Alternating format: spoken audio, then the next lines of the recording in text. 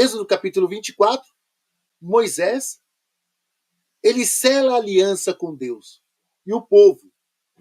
E nesse momento que Moisés ele sela a aliança com Deus e o povo, tudo certinho, ele pega os animais, mata os animais, metade do sangue dos animais ele joga no altar que ele fez para Deus, metade ele vai aspergir as pessoas que estão lá, tudo com sangue. Gente, não há uma semelhança muito grande com as religiões de matriz africana? E por que hoje o pessoal persegue tanto as religiões de matriz africana? Mas o judaísmo não. O judaísmo está dentro do padrão.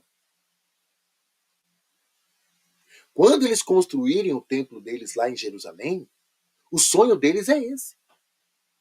É voltar aos sacrifícios.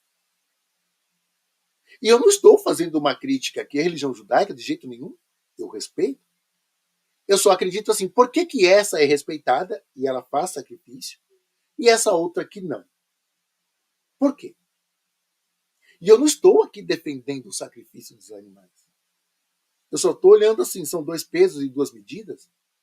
O que está acontecendo aqui? Porque esse Deus, nessa narrativa, ele sempre está pedindo as partes melhores dos animais, a parte melhor do fígado, a parte melhor da pata direita e tal. E isso você queima para mim aqui dentro do templo, que é de um agradável odor para mim.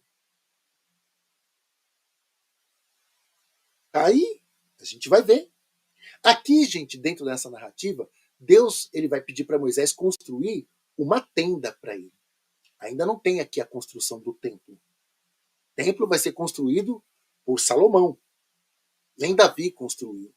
Então é cerca do século IX, né, 10º antes de Cristo. Então aqui a gente está falando do século XIV antes de Cristo, com Moisés. Então Deus pede para construir um barracão para ele. Um barracão bem ajeitado. Eu vou narrar aqui para vocês. Né? O Êxodo capítulo 25, Deus já pede para construir a Arca da Aliança.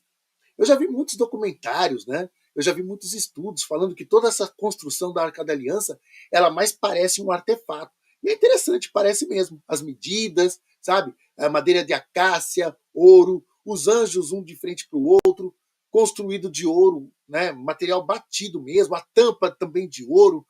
Um artefato interessante, a Arca da Aliança. E ela deveria ficar dentro dessa tenda. E eles pediram para construir também um candelabro de 7 hastes, né? Que é conhecido como a menorá dos judeus, que lembra a luz de Deus dentro do templo. Roma, quando destruiu o templo de Jerusalém, no ano 70 depois de Cristo, sumiu com a menorá. E hoje os judeus, me parece que já construíram uma nova menorá. Eles já estão preparando para fazer, né, construir o seu templo novamente. Então a menorá vai voltar para lá, o templo volta, a menorá volta, certo?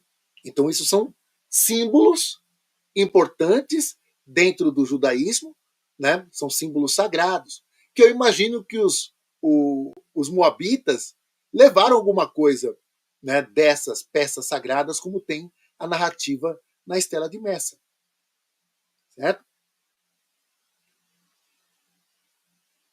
Essa questão, gente, da lei de Talião, né, que eu falei para vocês, Jesus ele vem combater isso em Mateus capítulo 5, versículo 38 ao 41. Né? Naquela narrativa do Evangelho de Mateus, que dizem que Jesus falou, que ele falou assim, olha, vocês viram que está escrito dente por dente e olho por olho. Eu, porém, vos digo, se baterem na tua face, dê a outra face também.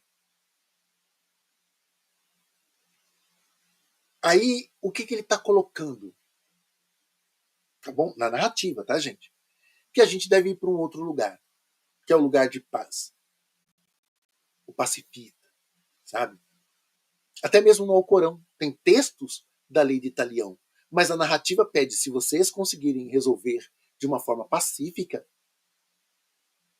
sem nenhum tipo de violência, é melhor. Então, conforme foi evoluindo, como eu falei para vocês aqui de Aristóteles, né, e o pessoal foi preparando, melhorando a questão das leis, essa lei de Talião foi ficando de lado. mas serviu e serve até hoje como base, né, para muitos estudos dentro dessa questão da lei, da justiça. Então, quando a gente olha também para essa questão da lei do karma, tem muitas pessoas que me procuram, né, e falam, mas será que eu fiz alguma coisa de vida passada e que agora eu estou pagando nessa vida, sabe? Por isso que eu não faço dinheiro, por isso que eu estou sempre doente. As pessoas até usam essa narrativa, eu devo ter jogado pedra na cruz. Só pode ser. Gente, essa história do karma também é outra coisa que não tem fundamento. Nós aqui em Dáquila, a gente nunca entra em profundidade nessa questão de karma. Não, que as falhas que cometemos nas outras vidas viraram o nosso compromisso com a humanidade. E não tem nenhum compromisso desagradável. Eu mesmo, quando eu peguei meu compromisso, meu contato de compromisso foi viajar pelo mundo, falar sobre tudo, fazer programa de rádio, de TV. Lá, em 2009, eu pensei, isso é inviável. Eu não vou conseguir fazer isso porque eu preciso de grana para fazer programa de rádio, programa de TV. Olha aqui, precisa de quanto de dinheiro? Então, quando eu saí do contato, eu fiquei pensando, nossa, eu não tenho condições de fazer isso. Viajar pelo mundo, muito menos. Porque é tudo coisa cara. Tudo dá para fazer. Se a gente se colocar no movimento, a melhor forma também da gente prosperar, crescer, é pôr em prática o nosso compromisso. Então esse negócio, porque eu matei meu filho na outra vida, me veio essa informação, e nessa vida ele é o meu marido. Então ele acaba comigo e eu tenho que ficar aqui. Porque eu não posso escapar do meu karma, porque senão eu não vou. Não, essa minha mulher aí, na verdade, na outra vida, ela foi minha mulher, e eu traí ela, e deixei ela para trás, e ela morreu. Então nessa vida, o que ela fizer, o que ela me maltratar, eu tenho que ficar aqui quieto, calado. Eu não posso querer consertar essa situação, porque é meu karma. A gente escuta muito disso em muitas religiões, né? E tem muitas pessoas que elas vivem uma vida, né, de muitas dificuldades, acreditando que é o karma dela, né, viver numa situação de empobrecido. Eu já vi muitos pastores pregarem que a África está daquele jeito que está. Por quê? Porque são descendentes de Cã. Então porque eles não aceitaram Jesus. Porque se a África aceitar Jesus, ela prospera. A pessoa não entende nada de geopolítica. Uma pessoa que fala uma coisa dessa. É um absurdo. Sabe? Não entende nada de história, de arqueologia. Nada. Para resumir, né, a dificuldade das pessoas, ou de alguns povos, alguns grupos étnicos, baseado na fé que ele tem. Naquilo que é verdade para ele. Sem nenhum fundamento. Nem científico, nada. Então, assim, nunca estou olhando para essa questão kármica. Não. Tem muito mais coisas acontecendo aí. Muito mais. Seguindo aqui, eu falei para vocês da menorá, né, da construção do templo, e dessa parte do Êxodo capítulo 25 até o 30 é toda a organização do templo.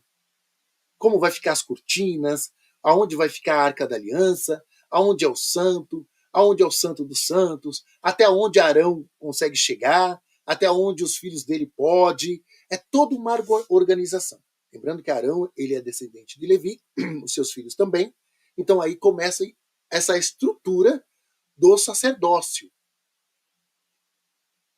Aí que começa o sacerdócio dentro dessa tribo de Israel que está se estruturando ali na Terra Prometida, vamos dizer assim. Êxodo capítulo 26, a construção da tenda onde deveria ficar a Arca da Aliança, isso que eu estou falando para vocês. Êxodo capítulo 27, a tenda era bem grande, então era uma tenda, mas era bem grande, toda construída de madeira de acácia. Eu penso assim, a gente fala tenda, um barracão, mas era bem estruturado segundo a narrativa bíblica. De madeira de acácia, bem larga, bem estruturada. Partes tinha também, né, um forramento de ouro. Estava bem organizado e bem grande essa tenda. Mas era um barracão. Tem até um momento, né, que na construção do templo, que tem uma narrativa assim, que Deus habitava num barracão e Davi ele estava lá num castelo. Então, eles começam a se preocupar para construir o templo, chamado Templo de Israel. Mas a gente vai chegar lá ainda, né? Só para vocês lembrarem que eu já toquei nesse assunto. Êxodo capítulo 28. Arão e seus filhos são os primeiros sacerdotes. A ordenação era acompanhada por sacrifício de animais, já o Êxodo capítulo 28, e a aspersão de sangue nas vestes, às vezes passava um pouquinho na orelha direita, no dedão do pé, no dedo da mão. Era a consagração do sacerdote era feita com o sangue dos animais.